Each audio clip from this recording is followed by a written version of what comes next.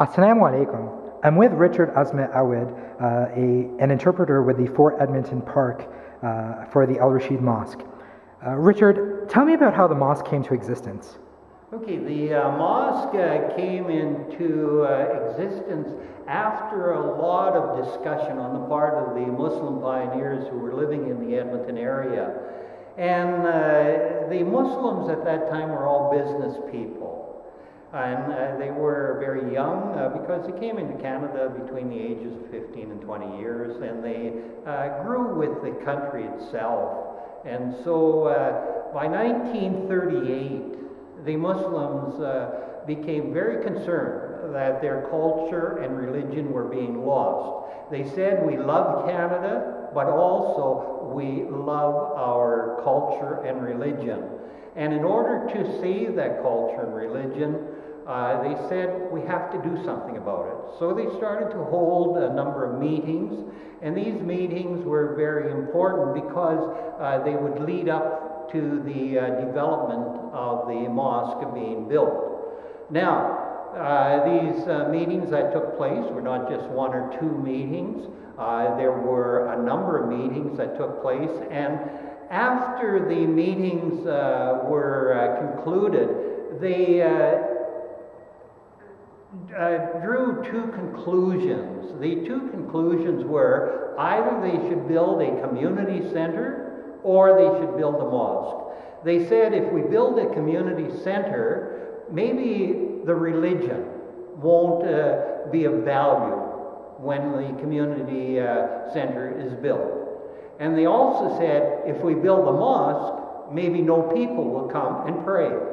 So they were wise enough to say that we will build a building that will be both a community center plus a mosque. So the upper level of the mosque would be for the religious services. So they could pray in the upper level, they could hold weddings in the upper level, and do anything else such as the burials, the funeral services at the upper level. They would have a complete basement as well. The complete basement would allow for the social activities to take place. There in the basement they could meet with their friends after the religious prayers were over. They could also go ahead and have special meetings. They could teach the Quran, they could teach the Arabic language, and quite important, they were able to invite the outside community to come to the mosque and be part of a fundraising suppers so many Sundays in a year.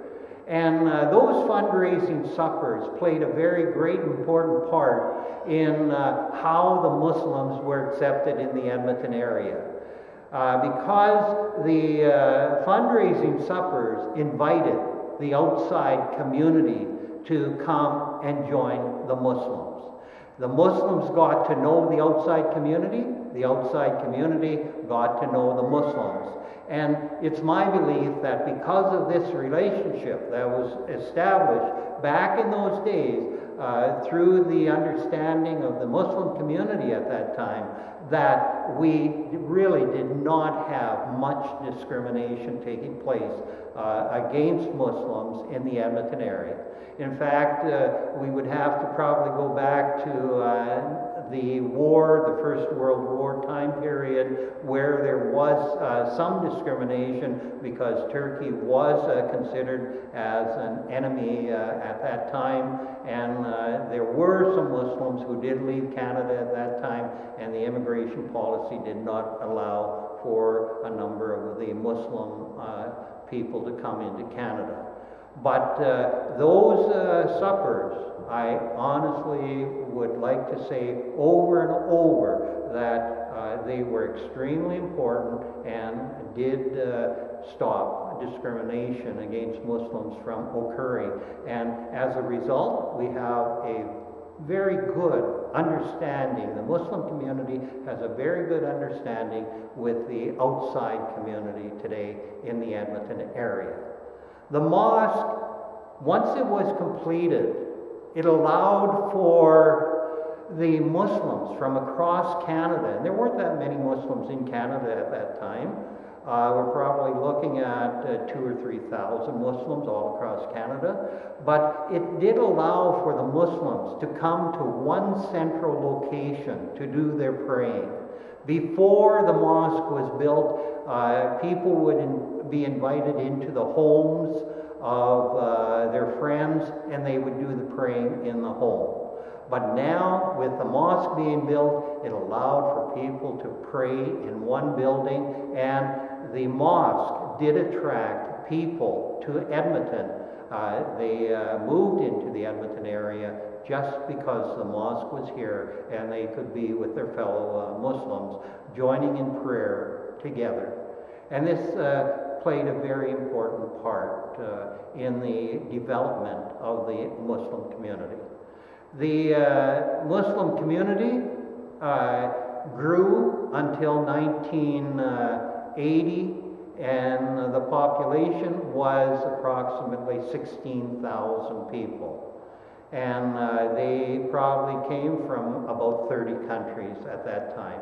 Today, the Muslim population in the Edmonton area is about 70 to 80,000 people, and they represent over 70,000 or 70 countries of the world.